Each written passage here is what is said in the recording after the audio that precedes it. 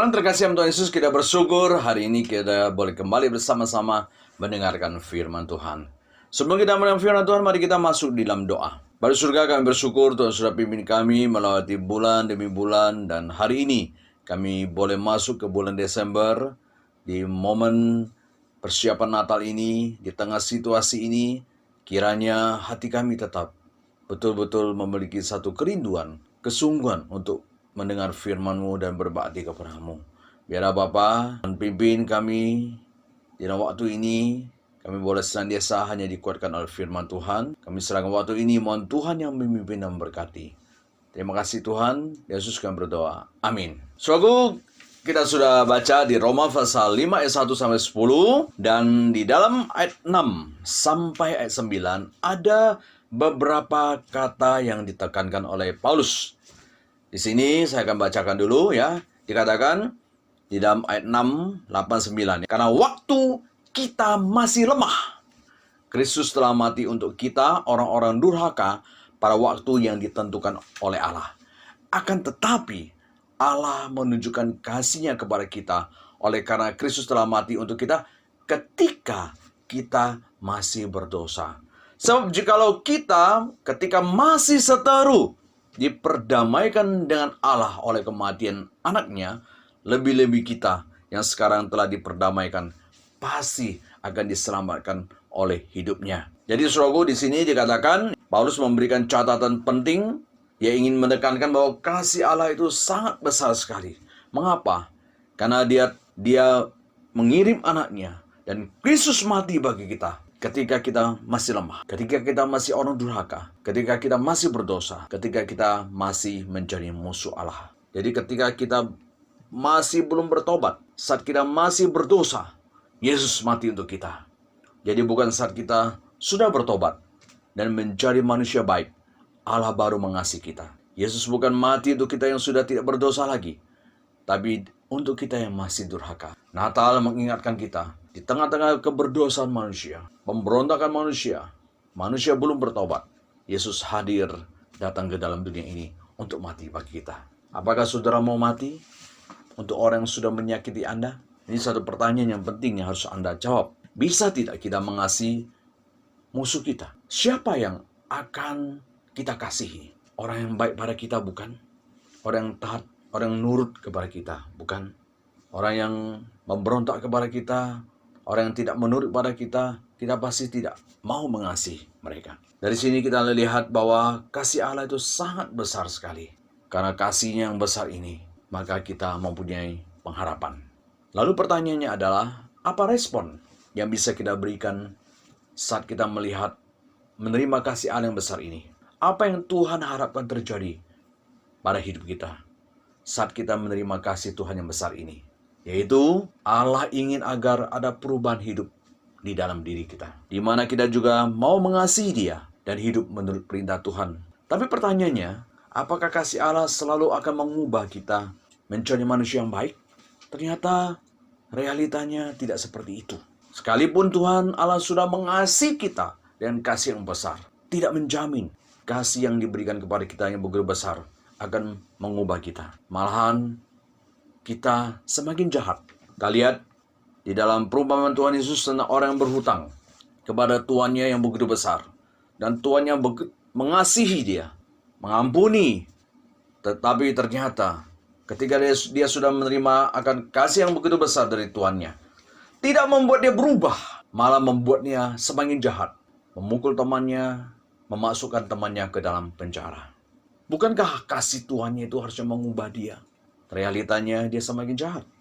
Demikian kita juga lihat kasus anak bungsu yang hilang, yang menuntut warisan daripada orang tuanya. Sekalipun dia sudah diberikan banyak kasih, harta yang banyak, ternyata kasih bapaknya itu tidak mengubah dia menjadi manusia yang lebih baik hidupnya. Kita lihat setelah dia menerima warisan, dia memfoya-foyakan semua uangnya dengan pesta pora. Jadi saudaraku, kasih yang besar tidak menjamin bisa merubah seseorang.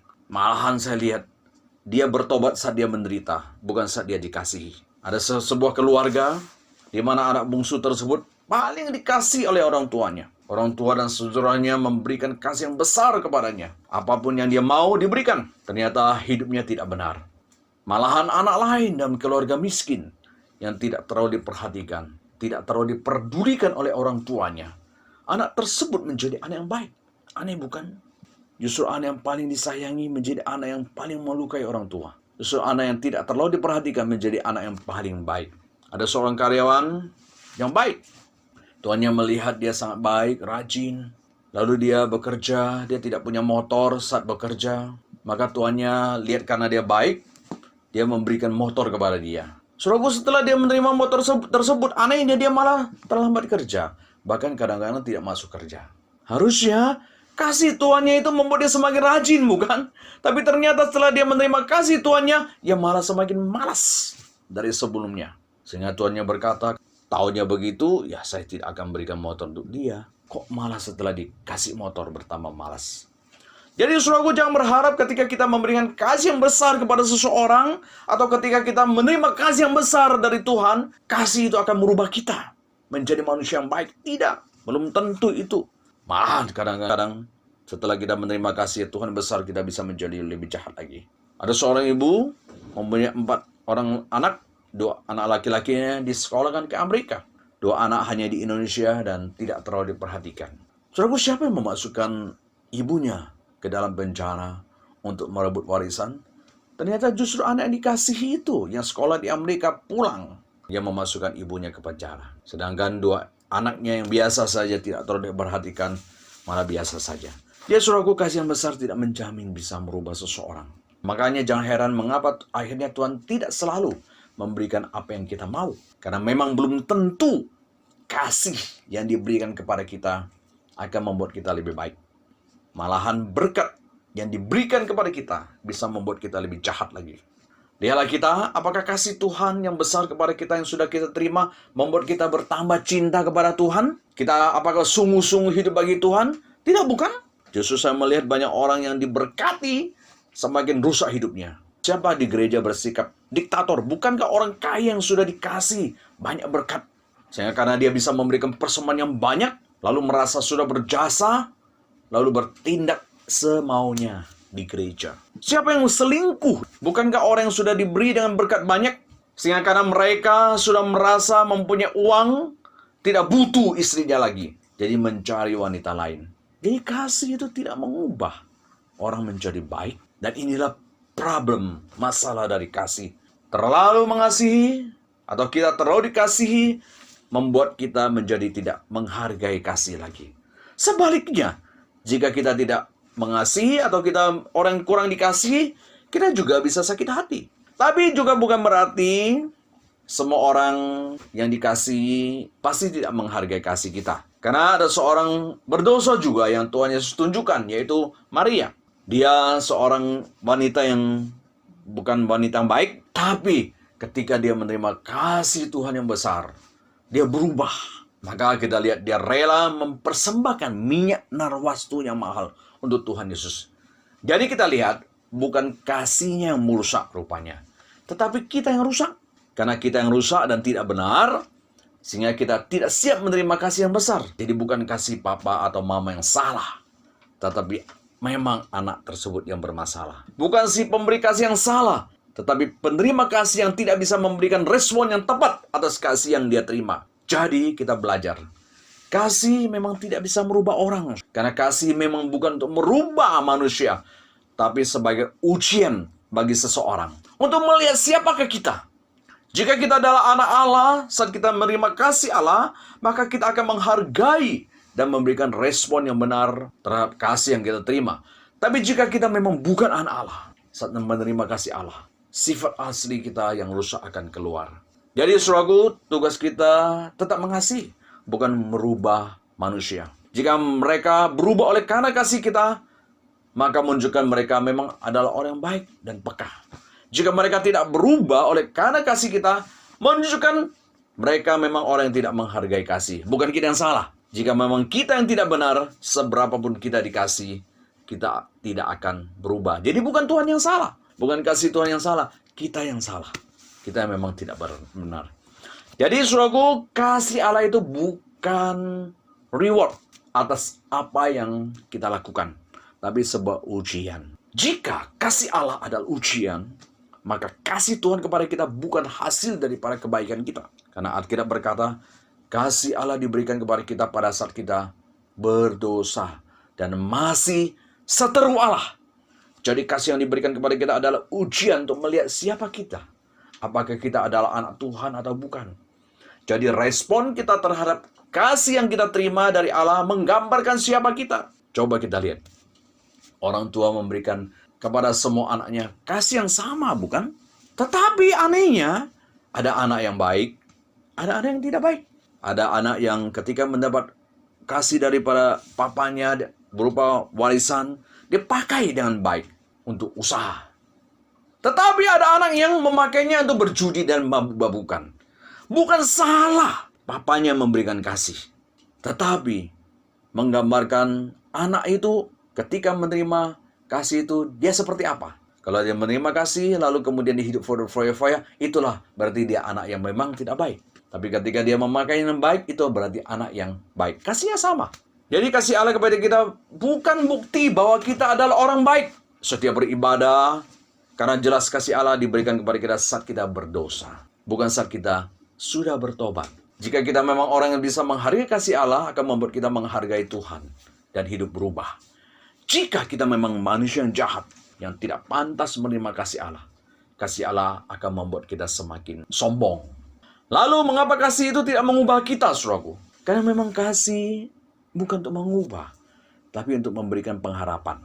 Ini yang dikatakan oleh Paulus saat dia membicarakan kasih Allah. Dia tidak berbicara tentang kasih yang mengubah, tapi kasih Allah yang memberikan pengharapan kepada manusia. Di sini kita lihat Paulus mengaitkan kasih dengan pengharapan. Maka Paulus katakan di ayat 3-5, dan bukan hanya itu saja, kita malah bermegah juga dalam kesengsaraan kita. Karena kita tahu bahwa kesengsaraan itu menimbulkan ketekunan.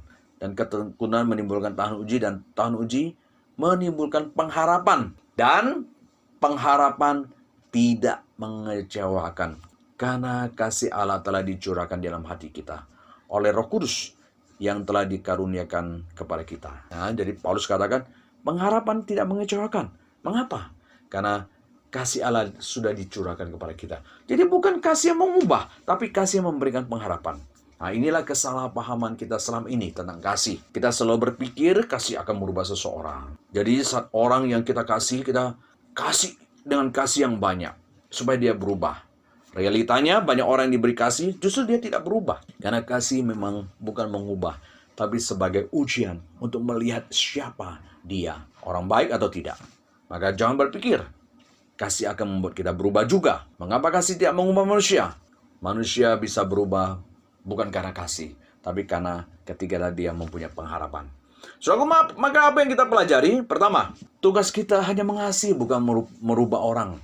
Maka jangan mengasihi untuk merubah orang, tapi untuk memberikan pengharapan kepada mereka. Tapi yang sering kita lakukan adalah memberi kasih, tapi menghilangkan pengharapan mereka.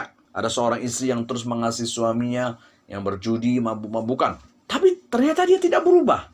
Karena kenapa, saudaraku? Karena selain kasih diberikan kepada suaminya, tapi dia juga membuat dia tidak punya pengharapan. Dia cerita sama anaknya, dia tuh papamu tidak berguna. Tiap hari kerjanya cuma mabuk dan berjudi. Karena suaminya dikatain begitu, direndahkan begitu oleh istrinya, maka dia jadilah seperti yang istrinya katakan. Ya, jadi tidak berguna terus dia. Karena dia merasa tidak ada gunanya untuk menjadi orang berguna. Saudaraku, seorang anak yang dikasih oleh orang tuanya, kita berikan kasih yang besar kepada mereka, tapi kadang-kadang kita menghilangkan pengharapan mereka juga. Kita lihat, ya, ada orang tua yang kasih anaknya juga, tapi dia juga berkata, "Loh, kamu itu tidak berguna. Kamu tidak bisa apa-apa. Kamu orang bodoh. Kamu itu sama sekali nggak ada gunanya. Tidak seperti kakakmu itu loh, yang baik dan menurut." Saudaraku, kita tidak sadar kita memberikan kasih, kita mengharapkan dia berubah. Tapi ternyata dia tidak berubah. Kenapa? Kita menghilangkan pengharapan mereka. Mereka tidak menerima kasih kita, tapi juga tetap menjadi tidak berguna. Dia menjadi seperti yang orang tua itu katakan, tidak berguna. Ya sudah, dia jadi selama-lamanya tidak berguna. Yang kedua, jangan berpikir kasih yang kita terima dari Tuhan itu adalah satu reward, penghargaan atas kebaikan kita.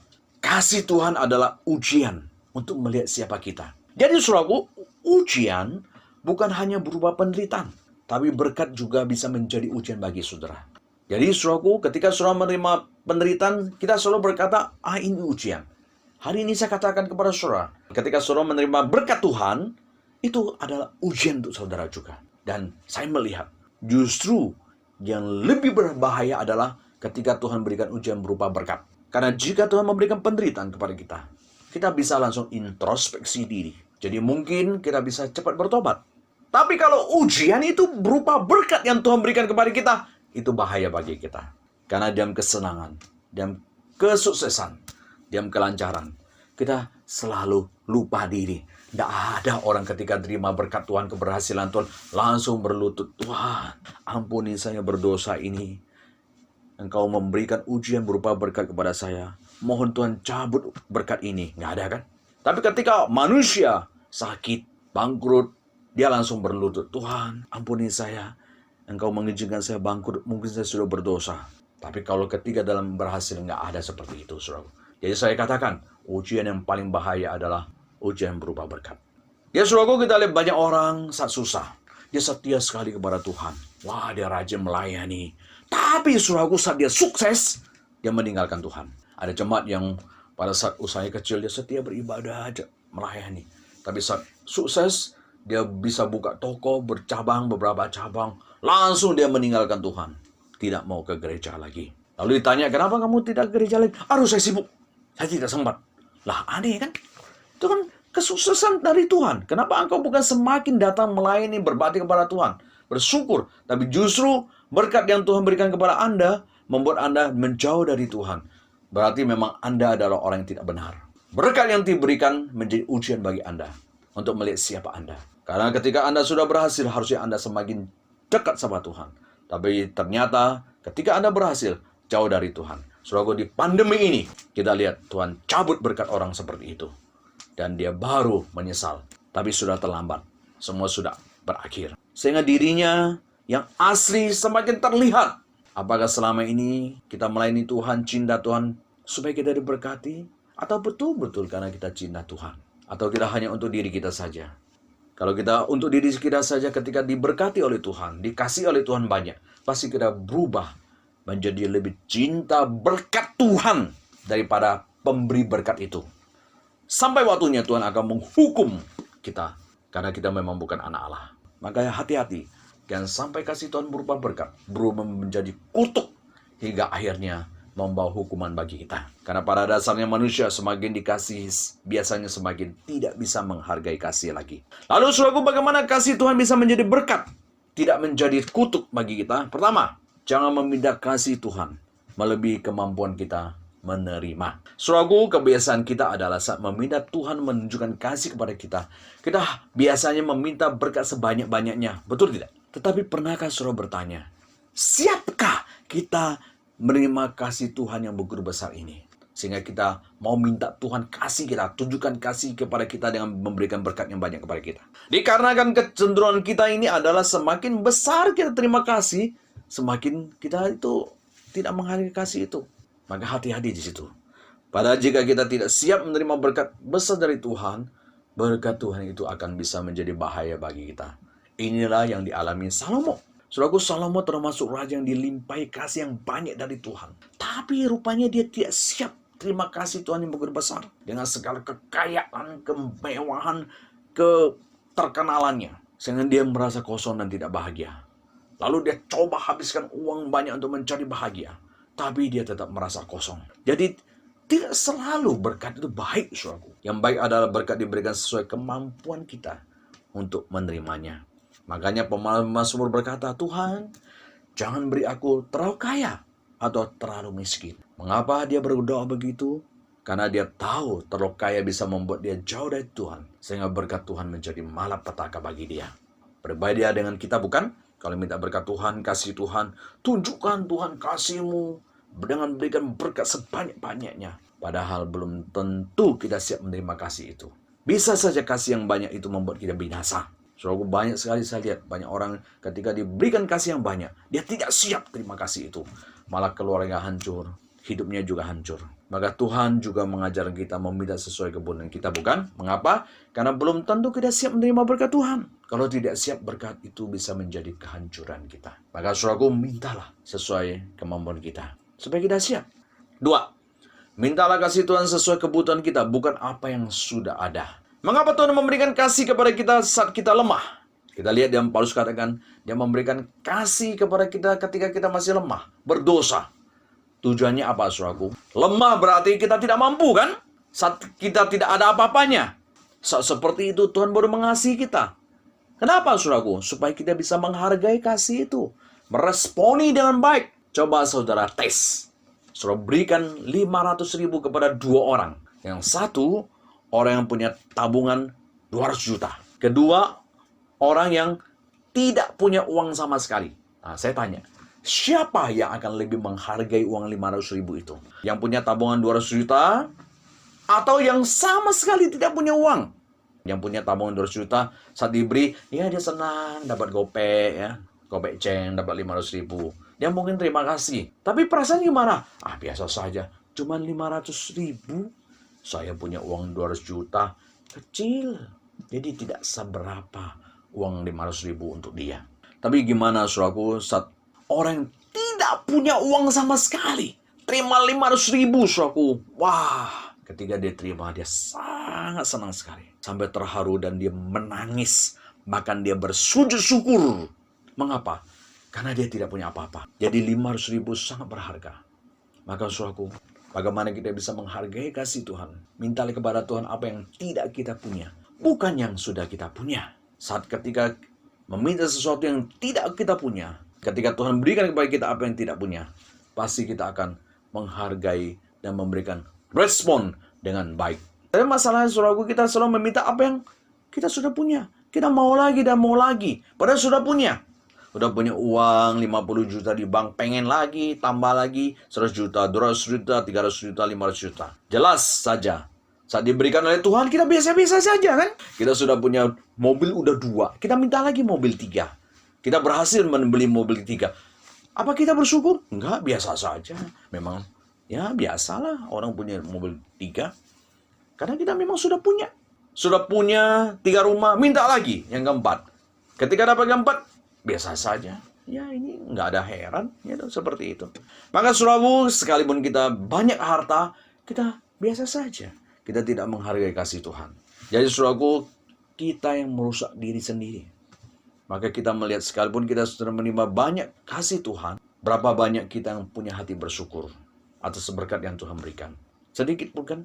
Karena kita meminta apa yang sudah kita miliki, bukan apa yang tidak ada. Maka kita lihat ya, bukan hanya orang miskin saja mengeluh. Orang kaya juga banyak mengeluh. Mengeluhnya nggak habis-habis. Bahkan lebih banyak keluhannya daripada orang miskin. Karena dia selalu meminta apa yang dia sudah punya. Sehingga kita juga jangan memberikan terlalu banyak juga kasih kepada anak kita.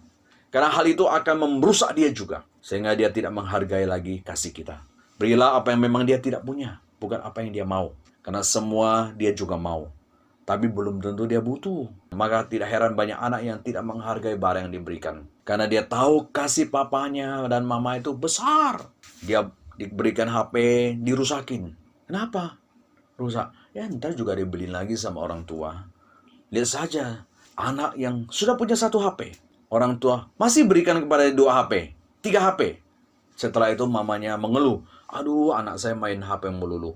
Lah pertanyaannya, yang beriin dia HP siapa? Kan kita sebagai orang tua. Sudah tahu anak itu pasti akan main HP daripada belajar. Kita beri dia HP. Bukan 1 lagi, 2 lagi. Kita bangga bisa jadi orang tua yang baik. Waktu hari ulang tahun kasih dia HP kedua, ketiga. Tapi setelah itu kita yang mengeluh. Yang beri HP kita, yang ngeluh juga kita. Tuhan yang selalu salah. Kok anaknya seperti ini? Padahal kita yang merusak anak kita ya. Maka kepada kita jangan kita meminta berkat melebihi kemampuan kita menerima.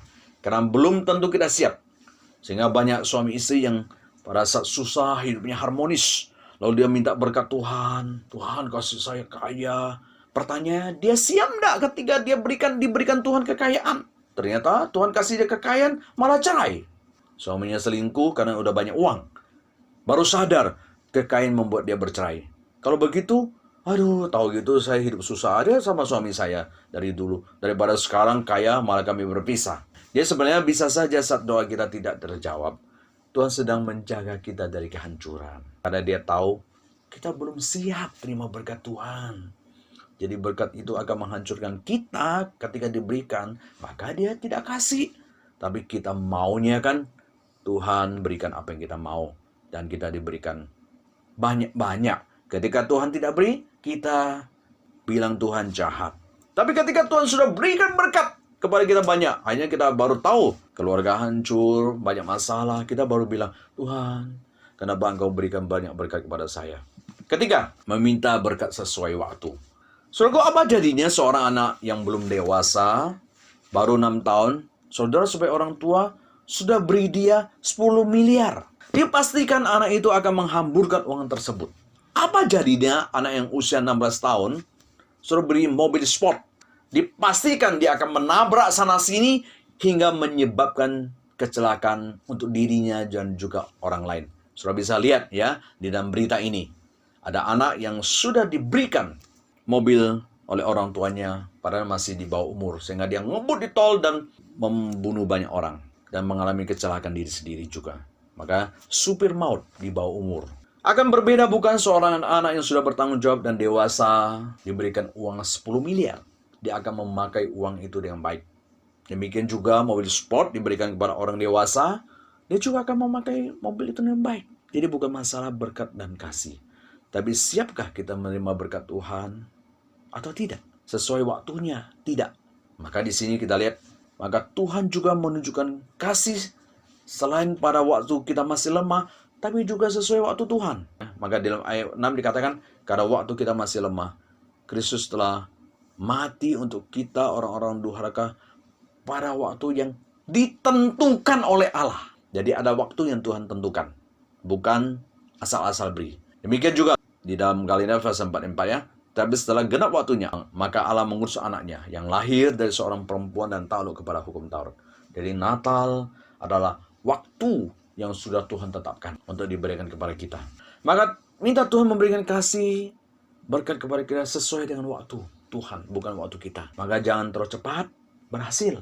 Karena jika terlalu cepat berhasil sebelum waktunya, maka keberhasilan itu akan menjadi malapetaka bagi kita. Karena kita belum siap. Mengapa Saul bisa menjadi raja yang gagal? Karena Saul terlalu cepat menjadi raja. Belum cukup umur dan belum siap dengan baik. Akhirnya, karena dia terlalu cepat menjadi raja dan belum siap, karena waktu itu memang betul-betul orang Israel butuh raja kan ya, meminta raja, maka Tuhan kasih. Akhirnya jabatan raja itu membuat dia hancur. Jadi dia lebih baik tidak menjadi raja daripada dihukum Tuhan, bukan pada akhirnya. Karena saat dia belum menjadi raja, dia begitu rendah hati. Dia merasa tidak layak karena termasuk suku yang terkecil di antara orang Israel. Tapi karena dia terus cepat menjadi raja, dia menjadi raja yang gagal. Maka saat Tuhan mengangkat Daud menjadi raja, sekalipun Daud sudah diurapi menjadi raja, Tuhan belum memberikan tahta kepada dia. Mengapa? Karena Tuhan tidak mau memberikan jabatan raja kepada Daud terlalu cepat. Karena itu akan menghancurkan dia. Dia belum siap, belum dewasa. Sehingga jabatan tersebut bisa merusak Daud. Maka Tuhan melatih dia, mendidik dia, lari sana, lari sini menjadi buronan, hidup di tengah hutan, di tengah orang-orang yang tidak memiliki rumah. Sampai kena waktunya, tanpa perlu Daud membunuh Saul. Saul sendiri dihukum Tuhan. Baru Daud menjadi raja. Sehingga Daud yang memimpin orang Israel. Dan Daud adalah raja yang berhasil menyatukan 12 suku Israel. Dia menjadi raja yang dikasih oleh Tuhan juga.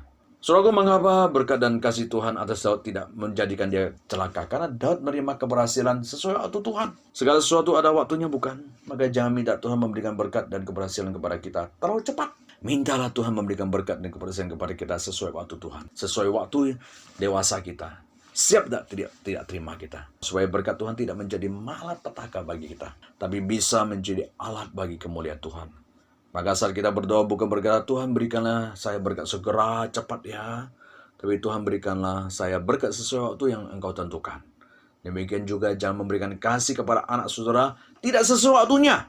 Ada orang tua yang waktu anaknya masih bayi, udah diberi Android, handphone. Agar dia tenang, tidak rewel. Tapi saudaraku ternyata merusak matanya. Dan yang paling sering terjadi membuat anaknya tidak bisa bicara. Karena dia hanya berfokus pada HP dari kecil, dari bayi. Lain kalau HP diberikan pada dia umur 12 tahun.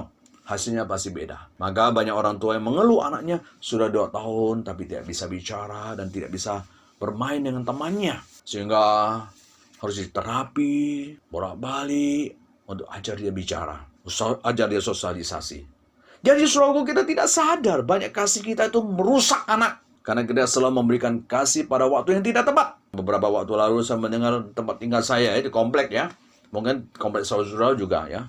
Banyak anak-anak di bawah umur naik motor dan bahkan ngebut lagi. Dan parahnya lagi orang tua bangga. Anaknya baru SD kelas 5 dia sudah bisa naik motor. Nah, saudaraku, sehingga terjadi ada orang yang di bawah umur dia tabrak orang sampai kaki orang itu patah dan juga mengalami banyak keluka. Mengapa saudaraku? Ternyata dia main ngebut aja. Dia seolah-olah mungkin dia sering menonton Rossi ya kali ya, berbalap motor, lalu dia ngebut aja. Dan inilah kebiasaan kita ya, orang tua senang sekali melihat anaknya sudah bisa naik motor, bangga. Padahal mencelakakan dia dan juga mencelakakan orang lain. Karena belum waktunya naik motor, sudah disuruh naik motor. Dia saudaraku jangan memberikan kasih terbesar pada saat yang tidak tepat. Berilah kasih sesuai waktu dan kebutuhan, supaya kasih itu bisa membangun. Kita juga yang minta kasih dan berkat Tuhan tercepat, sampai melebihi kebutuhan kita, tidak sesuai dengan waktu kesiapan kita. Kasih itu akan mencelakai kita, merusak kita. Maka biarlah Tuhan memberikan kasih kepada kita menurut waktu Tuhan, sehingga kasih tersebut akan membangun kita, bukan mencelakai kita. Amin. Mari kita berdoa. Surga, terima kasih Tuhan mengingatkan kami. Kami kadang-kadang merasa apa yang menjadi pikiran kami itu baik. Sehingga kami terus meminta kasih yang besar kepada Tuhan. Oleh sebab itu Tuhan, hari ini Engkau mengingatkan kami. Kami baru mengerti mengapa kadang-kadang apa yang kami minta Tuhan tidak berikan. Belum berikan. Karena Tuhan tahu kami belum siap. Karena Tuhan tahu kami tidak mampu menerima kasih yang besar itu. Oleh sebab itu Tuhan, ajarlah saat ini. Di tengah persiapan kami Natal, kehadiran Kristus adalah sesuai waktu Tuhan. Kehadiran Kristus adalah betul-betul kasih yang besar kepada kami. Oleh sebab itu Tuhan, ajar kami untuk bisa senantiasa bersabar, mengerjakan yang Tuhan ingin kami kerjakan, menunggu waktu Tuhan yang terbaik, sehingga kami boleh betul-betul menghargai setiap kasih yang Tuhan berikan kepada kami. Ampuni kami Tuhan yang selama ini mengabaikan kasih-Mu, meremehkan kasih-Mu, karena kasih-Mu begitu besar. Tapi kami begitu rusak, sehingga kami sampai tidak lagi mampu menerima kasih dan menghargai kasih-Mu. Oleh sebab itu, ajar kami untuk senantiasa bisa menghargai kasih-Mu, sehingga kasih-Mu bukan membawa malapetaka bagi kami, tapi sungguh membawa bagi kemuliaan bagi nama-Mu. Terima kasih Tuhan, Yesus kami berdoa. Amin.